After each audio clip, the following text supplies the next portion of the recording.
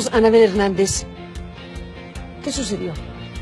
¿Hasta dónde se sabe de los chicos de Ayotzinapa y lo que sucedió en esas fechas 26 y 27 de septiembre de 2014? Esa noche, los normalistas, por accidente, sin saberlo, viajaban en al menos 2 autobuses que tenían un cargamento de heroína de un valor de $2 millones.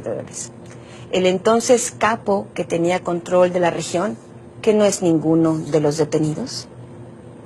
¿Ninguno? Ninguno de los detenidos por el caso Ayotzinapa. Se entera de esta situación y, de acuerdo a la información que he recibido, él directamente habla con los mandos militares del 27 Batallón de Infantería, que supuestamente estaban bajo su nómina, y les ordena ir a recuperar los camiones porque en eso les iba la vida. Es entonces cuando los militares desatan este operativo y se entiende de esta manera, y eso se corrobora con la información aparte que yo tenía, porque realmente quien tenía control de la ciudad, quien tenía ascendencia, quien tenía el mando sobre las demás corporaciones que estaban ahí, que estamos hablando de la base de la PGR, de operaciones mixtas de la PGR, estamos hablando de la base de la Policía Federal, estamos hablando de la Policía Municipal de Iguala. ¿Qué fue la que disparó a los chicos? ¿Cuál? ¿La policía ministerial? Eso es otra cosa que ahorita voy a revelar, Carmen, y que no se sabe hasta este momento. ¿Quién disparó? De acuerdo a los propios peritajes de balística que yo tengo en mi poder, disparó también el ejército. Ya hay cartuchos de la fábrica de cartuchos de la Sedena, entre los cartuchos encontrados en las escenas del crimen, tanto del camino Santa Teresa, donde fueron atacados el camión de los avispones, tanto en la calle Juan N. Álvarez. Yo hice solicitudes de información a la Sedena, preguntando, bueno, a lo mejor estos cartuchos de la fábrica de cartuchos, tú o yo, cualquier aficionado puede ir a comprarlos, sobre todo si son del calibre G3, que es la arma que esa noche portaba el ejército. Los únicos que portaban esa arma, porque la Policía Federal, la PGR y la Policía Municipal tenían otro tipo de calibre y de armas esa noche. Bueno, los únicos que portaban G3 esa noche era el ejército. Los cartuchos que se encontraron ahí, al menos 19 cartuchos pertenecían al arma G3. Estos cartuchos en el culote, en la marca del culote, de la bala, venía fábrica de cartuchos. Yo hago la solicitud a la Sedena y me dice, nadie puede adquirir esos cartuchos, solo los usamos el ejército. Es una confesión de parte.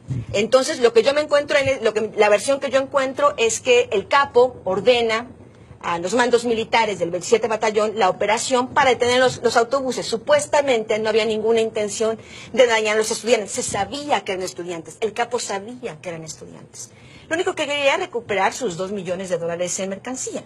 Yo he preguntado con el cártel involucrado, y he preguntado, pero $2 millones, ¿qué tanto puede ser? Dicen que es una cuestión de disciplina incluso. Número uno, me dicen, $2 millones son $2 millones de... ¿Dijiste, yo he preguntado al cártel? Sí. ¿Hablaste con el cártel? Tuve contacto directo con informantes de esta organización criminal. Lo que yo quería saber por qué era importante recuperar eso, si tanta droga se decomisa, etcétera, etcétera. No, para mí no tenía lógica nada de esto. Y me dicen que es una cuestión de control de plaza. Si tú permites que alguien te robe la droga una vez, vienen los otros y se pierde el control de la plaza. ¿Y por qué la agresividad y la brutalidad del ataque? La intención... Si solo querían recuperar la droga. De acuerdo a esta versión, la única intención era parar los autobuses, acomodar el lugar, eso sí, bajar a los estudiantes y recuperar la droga. En esa recuperación de la droga de estos 2 camiones, algunos estudiantes se dan cuenta de que lo que está tratando de recuperar en las autoridades es droga. Y en ese momento es cuando súbitamente surge la orden de desaparición, no antes de ese momento.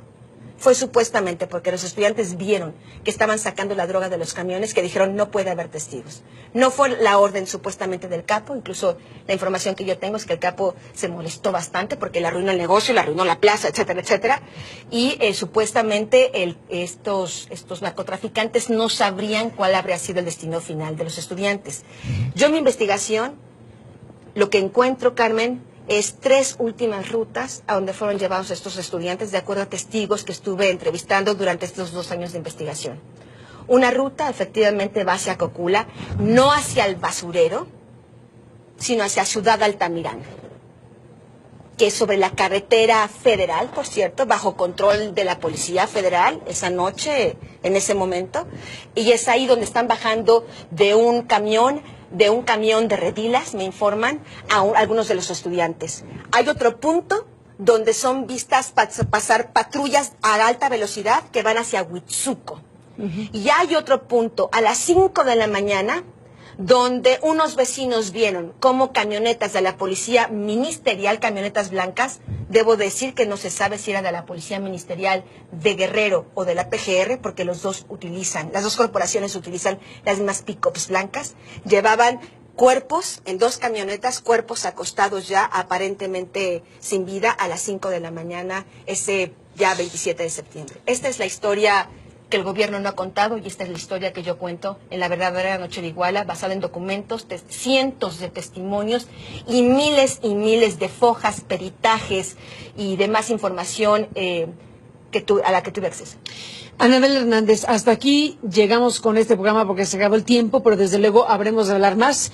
Es una investigación muy fuerte.